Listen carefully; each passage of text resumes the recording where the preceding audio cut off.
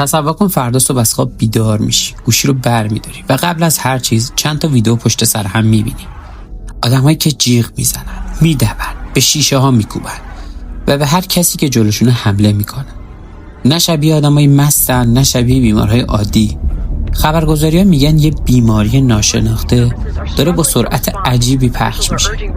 هیچکس دقیق نمیدونه چیه، اما همه یک کلمه رو تکرار میکنن: زامبی.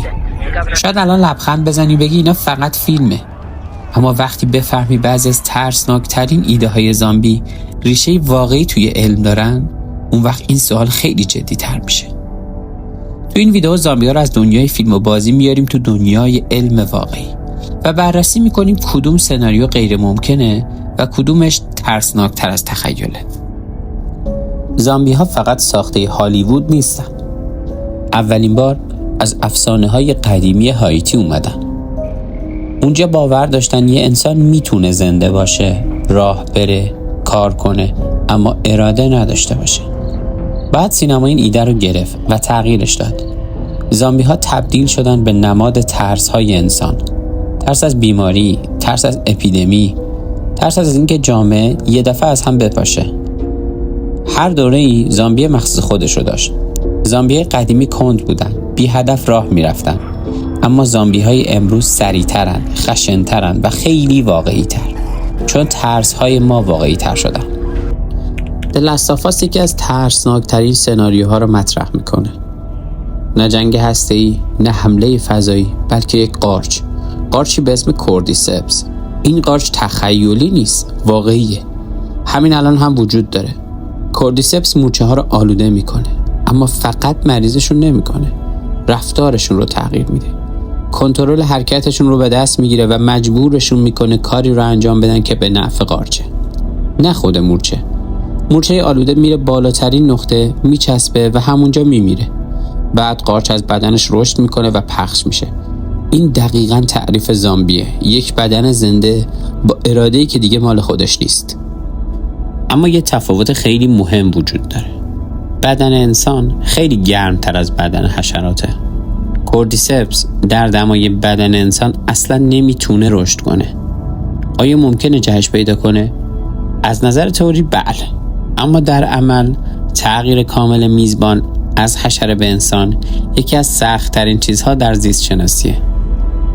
پس لاست آف آس الهام گرفته از علمه، اما علم واقعی نیست، حداقل در دنیای امروز. با این حال قارچ‌ها بی خطر نیستن. بعضی از قارچ‌ها سم‌هایی تولید میکنن که مستقیم روی مغز اثر میذاره. توهم شدید، اضطراب، گیجی و حتی رفتارهای غیر قابل کنترل. در تاریخ مواردی ثبت شده که مسمومیت قارچی باعث خشونت ناگهانی یا رفتارهای عجیب شده. اما این اثرات موقتیه، قابل درمانه و هرگز جهانی و اپیدمی نمیشه. قارچ‌ها زامبی آخرالزمانی نمیسازن، اما میتونن واقعیت رو برای مغز انسان تحریف کنن. زامبی ها تهدید نیستن، انسان ها تهدیدند. در دنیای The Walking Dead زامبی ها معمولا مشکل اصلی نیستن. اونا کندن، قابل پیش بینی هن و اگر تنها باشن به راحتی میشه از دستشون فرار کرد. اما فاجعه واقعی از جایی شروع میشه که انسان باقی میمونه. قانون ها از بین میرن. در این دنیا زامبی ها فقط یه فشار دائمی هن، مثل گرسنگی، مثل سرما، مثل کمبود منابع.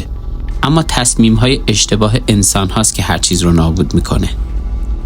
از نظر علمی این مدل زامبی شدن تقریبا غیر ممکنه. هیچ ویروس یا باکتری شناخته شده‌ای نداریم که بعد از مرگ بتونه مغز مرده رو دوباره فعال کنه. مرگ یعنی قطع کامل اکسیژن به مغز، تخریب غیر قابل بازگشت سلول‌های عصبی. وقتی مغز میمیره، حافظه، رفتار و حرکت دیگه قابل بازگشت نیستن.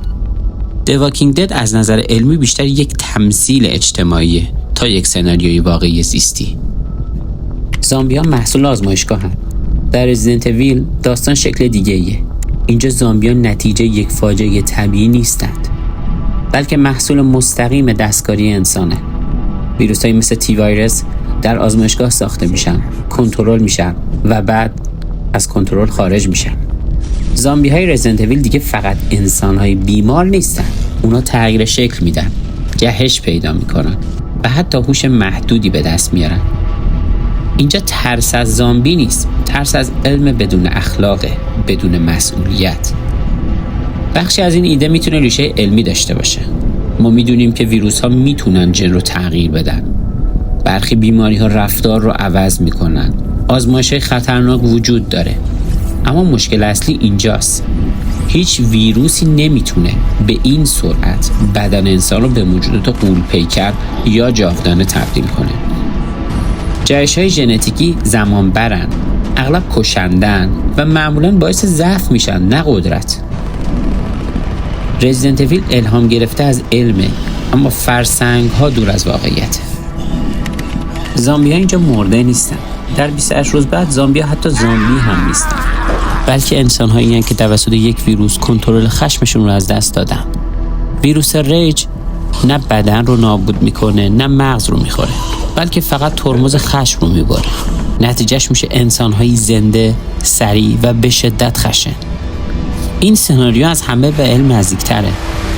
ما میدونیم که آسیب به آمیگدالا میتونه رفتار خشونت‌آمیز ایجاد کنه، باعث تغییر شخصیت بشه و حتی ویروس‌های وجود دارن که مستقیما سیستم عصبی رو هدف میگیرن. اما هنوز هم انتقال فوق سریع، خشونت دائمی بدون خستگی و زنده موندن طولانی بدون غذا اغراق‌آمیزه. 28 روز بعد واقعی ترین مدل زامبیه، اما هنوز هم نقصایی داره. سراغ نتیجه نهایی. واکینگ دد که به زنده شدن مغز مرده تکیه داره، عملا غیر ممکنه. رزیدنت اویل الهام گرفته از ویروس‌های مهندسی ژنتیک شده با جهش‌های سریع و غیر عادیه که بیشتر از این که علمی باشه تخیلیه. لاست آف آس ایدهش بر پایه یک قارچ واقعیه، اما انتقالش به انسان و کنترل مغز از نظر علمی هم خیلی بعیده. 28 روز بعد زامبی واقعی نداره، بلکه آدم‌هایی با رفتار کنترل نشده داره که از همه به واقعیت نزدیک‌تره.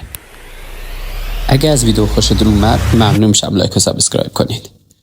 اگر به دنبال این موضوعات علمی و هیجان انگیز هستید